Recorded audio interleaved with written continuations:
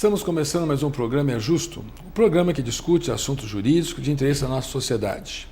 Hoje nós vamos falar sobre os benefícios previdenciários, que aliás foi uma sugestão feita por um dos nossos telespectadores que nos mandou um e-mail. Aproveitando a oportunidade para que todos vocês, no endereço que aparece embaixo do seu vídeo, mandem sugestões de temas que, na medida do possível, nós vamos atendendo. Bem, para tanto, convidamos o especialista na área, o Dr. Ferrúcio.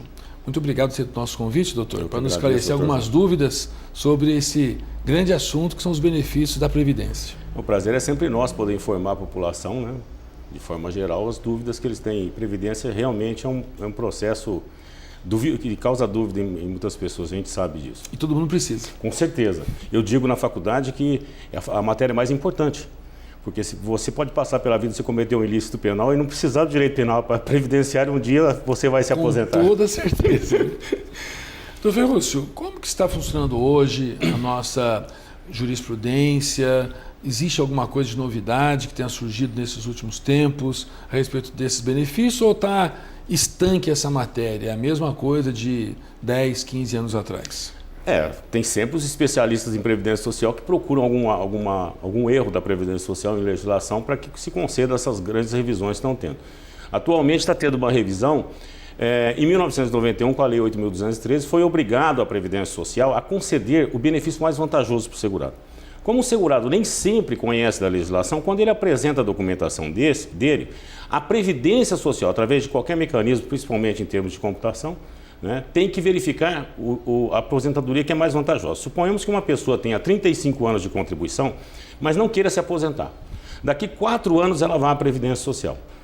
Talvez o benefício dela, há 5 anos atrás, quando ela completou os 35 anos, é mais vantajoso do que ela foi hoje na Previdência Social. É possível acontecer isso? E a Previdência Social, hoje ela tem esse mecanismo. Só que de 91 até do ano 2000, mais ou menos, por volta de 2000, ela não tinha esse mecanismo de o sistema dela compensar, dizer, olha, esse benefício é mais vantajoso que o que você tinha direito há 2 anos atrás, 3 anos atrás. Então já tem uma decisão favorável, né? O voto foi 6-4, a votação, e o INSS vai começar a rever esses benefícios. Não é para as pessoas procurarem a Previdência Social de plano, de imediato, nem a escritório de advocacia. Elas vão ser comunicadas, isso já vai sair na mídia, está recente, então a gente não tem assim, informação de como é que vai se dar essa revisão. É uma coisa bem recente. Bem recente. Bem recente. Como é que tem funcionado a questão do auxílio? O auxílio-doença, houve alguma mudança de valores? Do auxílio-doença, não teve. O que está tendo dentro da Previdência Social é uma consciência maior hoje de perícia médica. Nós ainda temos, a Previdência tem problemas em perícia médica. O quantitativo de perito é pequeno para a quantidade de perícia, pela demanda de perícia que tem. Eu vi esses dias na televisão, inclusive, o Dr. Drauzio Varela, estava passando na Rede Globo, está passando ainda, né? A quantidade são as doenças invisíveis, que são os transtornos mentais. E nós temos muito problema, porque são as doenças que não tem como você detectar, né? Então são as doenças que estão afetando a população, principalmente os segurados da Previdência Social, o trabalho em geral. E fica difícil para a pessoa provar, porque uma fratura é fácil, doutor João. Claro. Chega lá, fratura... Um raio-x? Raio-x detecta, mas um transtorno mental... Uma depressão é difícil, porque ainda nós temos, né, achando que a pessoa está fingida. Claro. Que a pessoa finge, porque quem não tem o problema e nunca evidenciou um problema na própria família, acha que aquela pessoa não tem nada. É uma doença... o auxílio-reclusão? Esse benefício é assim, quando a gente vai ou a uma palestra ou na sala de aula, quando eu falo desse benefício, doutor João, é um caos total, né? E se a gente for pegar o auxílio-reclusão, revolta das pessoas. E a gente vai pegar o artigo 3º da Constituição, diz que tem objetivos do Estado, construir uma sociedade livre, justa. E fraterna, né? Então, veja bem, o princípio solidário, o princípio da solidariedade é esse daí, é meio que lei do Robin Hood, tira de quem tem para dar para quem não tem. Se não fosse a Previdência Social a pagar o auxílio-reclusão, seria algum setor do Estado. De qualquer forma seria, o dinheiro seria, porque nós não podemos punir o filho de quem cometeu um delito.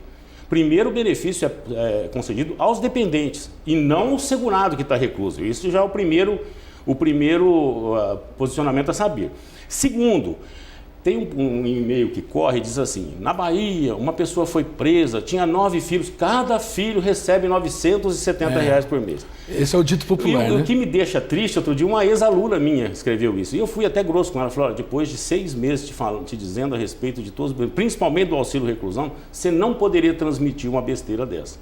O auxílio reclusão é concedido primeiro para quem tem qualidade de segurado, está pagando a Previdência Social e pagou a Previdência Social. E não isso quem? O segurado, quem foi preso. O preso. Ele tem que estar contribuindo para a Previdência Social ou ter contribuído e não ter perdido essa qualidade de segurado, não ter ficado mais de 1 ano sem contribuir. Equivale mais ou menos hoje, 0,5% de quem vai dos presos tem direito. Então, deixa eu falar agora, que a maioria das vezes o bandido não recolhe para a Previdência, não tem emprego fixo, né? Não tem trabalho. Então não é um benefício que causa um dano ao erário público, né? Principalmente ao custeio da Previdência Social. Depois, esse segurado, mesmo contribuindo, ele não pode estar contribuído por mais de 900 e poucos reais, R$1.000 hoje mais ou menos, ele não pode ter contribuído mais que R$1.000. Se ele tiver uma contribuição maior que isso, ninguém recebe nada. E se ele tiver menor que isso, todos os dependentes vão receber esse valor. Então, suponhamos que ele receba R$800. Todos os dependentes vão receber R$800, todos juntos, não cada filho receber. Né? Totalmente lógico. E talvez acho que a crítica, a revolta fica pelo fato de saber que, por exemplo, aquela família que ele matou alguém não recebe nada, né?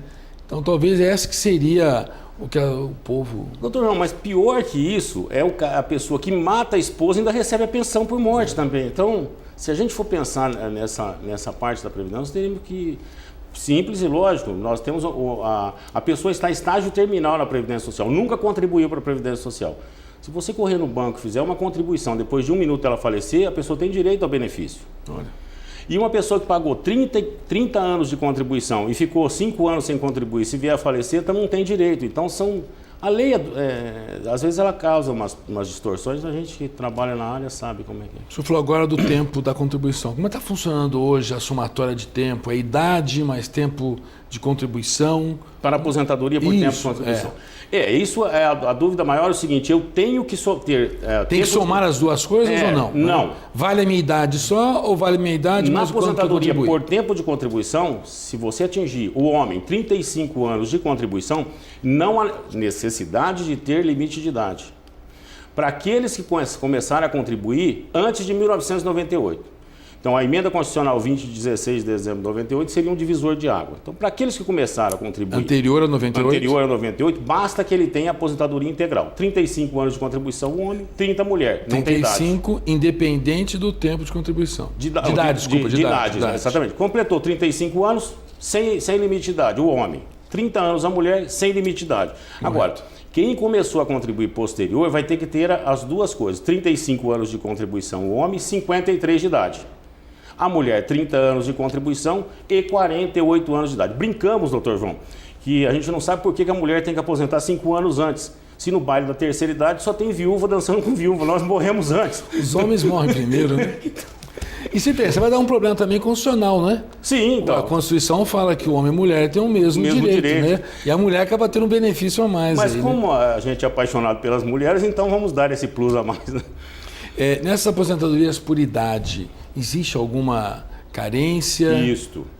Porque importante. Nós falamos agora sobre a contribuição que sozinha a pessoa consegue, né? Num dos e-mails que passaram para nós, dos questionamento maior foi esse daí.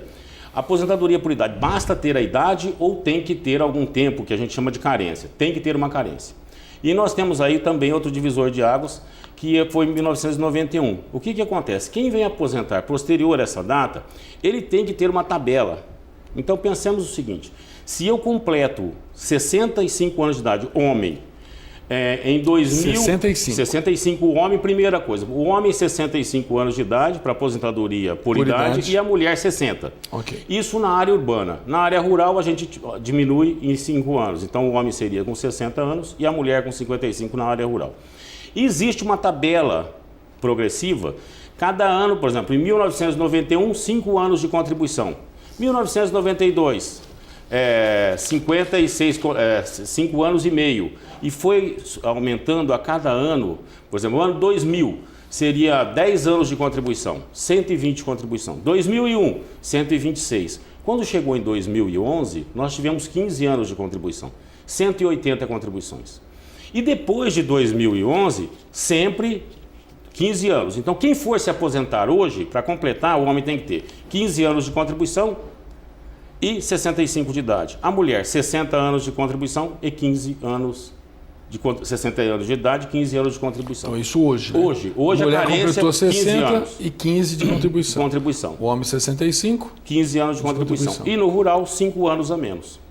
É para aposentar pelo valor integral. Por idade. A vantagem da aposentadoria por idade é que não tem fator previdenciário, esse fator que reduz. Só o do recolhimento nós vamos ter. Isso. A aposentadoria por idade não é que ela não tem fator previdenciário, ela pode ter se for para favorecer o segurado. Se for para aumentar a aposentadoria dele, ele tem. Então, quem tem, por exemplo, 62 anos de idade e completa 35 de contribuição, não aposente, né? Claro. Espere completar os 65, que a aposentadoria é bem mais vantajosa. Bem mais vantajosa. Como é que está funcionando a questão do salário maternidade? O valor que o órgão previdenciário paga. E depois pensando naquela questão da adoção. Exatamente. Está se discutindo muito a respeito disso, né? Exato.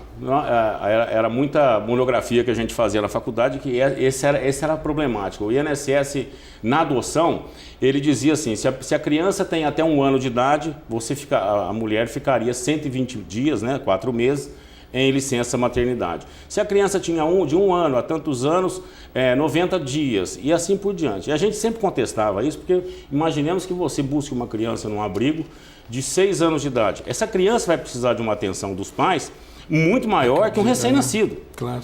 E a Previdência, através de uma ação civil pública, igualou todos os afastamentos. Então, não importa a idade da criança, vão ser 120 dias. Já existe uma ação. O que nós estamos tendo também, e foi uma das perguntas, é com relação ao homem receber salário maternidade. E é uma questão porque o caput já diz, né? O salário maternidade será devido à segurada feminino da Previdência Social. E hoje nós já estamos tendo decisões a respeito do homem receber. O INSS foi um órgão que mais inovou em termos de união homoafetiva. O INSS já há 15, 20 anos já aceita pensão por morte de casais homoafetivos. E desde também 1930, me parece, o INSS começou NPS da época, né? Começou a admitir que a pessoa colocasse a companheira. Companheira, né? Exatamente. Se não me engano, foi a primeira legislação do Brasil, né? Designava a companheira, exatamente. Então, o que está acontecendo agora? Nós já tivemos uma decisão no Paraná, a grávida morreu no parto. Então, veja bem, o benefício não é para a pessoa só ficar afastada, é para a pessoa ficar afastada e cuidar da criança. Se essa mãe morreu, esse pai ingressou na justiça e a Justiça de Minas concedeu os 120 dias para o pai. Então já é uma evolução que já está... Porque a Previdência Social é rápida, né, em termos de modificação. Você pode ter certeza que daqui a uns dias isso modifica. E nós também tivemos uma decisão aí interna da Previdência Social, no Conselho de Recursos da Previdência Social, que concedeu o salário maternidade a um dos casais homoafetivos, deles. Porque nós podemos ter uma adoção feita pelo homossexual. Isso, exatamente. Não vamos nem pensar no casal, que seria uma outra polêmica, isso. Mas o homem adotando sozinho. Sozinho. Sendo ou não homossexual. Exatamente. Ele teria direito a essa salário maternidade? O Conselho de Recursos da Previdência Social já admitiu um caso. Tá. E a gente sabe que onde admite-se um caso, fica mais fácil. Com certeza vai virar uma jurisprudência em cima disso? Eu acho que nem chega a jurisprudência, porque o que está acontecendo na Previdência Social, doutor João, a quantidade de benefício judicial que gera a Previdência Social por ter jurisprudência e não transformar isso em lei, é muito grande. Enorme. Né? Hoje nós temos o quantitativo de benefícios que entra na Previdência Social Judicial justamente por ter uma jurisprudência e a lei não aceitar. Então, já que tem uma jurisprudência e sabe que a pessoa vai ingressar na Justiça, que se faça uma alteração na lei muito rápido. Houve uma pergunta ontem, até um rapaz também me fez, a respeito que diz que não se deve mais entregar a carteira de trabalho no INSS. Isso procede? Não. Ou se isso é tudo internet... Se escaneia esse documento? Não, o documento você tem que... O INSS, para reter os seus documentos, ele tem que fazer um termo de retenção. Você não pode ficar em posse de documentos de ninguém mais que um certo período de tempo. Muitas vezes... Mas ainda hoje continua isso? Continua, porque até 1974, doutor João, nós não tínhamos, muita coisa não está no nosso sistema ainda. O poder escanear esse documento, o INSS não faz? Na hora, não. E nem aceita o xerox? O Xerox autenticado da carteira de trabalho. Mas deixa eu explicar uma coisa para o senhor. Se eu tiver uma desconfiança que aquela carteira está com alguma adulteração, alguma fraude, eu preciso de análise do documento. Sim. O Xerox não me dá subsídio para dizer se ela é falsa ou não, porque eu tenho que fazer alguma análise. O que a gente pede para o segurado, muitas vezes, não entregar a carteira a bel prazer para outras pessoas. Não estou dizendo na Previdência Social. Intermediário, inclusive, para a nossa classe de advogados, quando ele for fazer isso, ou para terceiro, anotar os dados do documento. Na nossa classe de advogado fica mais difícil fazer isso, mas no INSS aceita um terceiro procurador que não que a gente chama os despachantes. E essas pessoas podem fazer uma adulteração na sua carteira, uma fraude na sua carteira. Daqui 20 anos você está na sua casa e recebe uma cartinha da Polícia Federal para comparecer que foi detectada uma fraude na sua aposentadoria. E você não tem como dizer que você não sabia que aquilo lá tinha acontecido. É sua carteira. Então o que a gente pede assim, foi entregar a carteira profissional, relaciona os vínculos que tem na sua carteira ou tira uma xerox dela e guarda com você. Se amanhã acontecer alguma coisa, e quando for se aposentar, verificar o tempo que foi contado junto à Previdência Social e o tempo na sua carteira. Foi o seu tempo esgotou? Eu imagino. Mas estaremos de assunto também. Quer renovar o nosso pedido, voltar aqui para nos dar esses esclarecimentos. É sempre um prazer. Falar em Previdência Social é prazeroso demais. É você, nosso telespectador. Muito obrigado pela sua atenção. Renovando o convite para nos assistir novamente no outro assunto de suma importância para a nossa sociedade. Muito obrigado.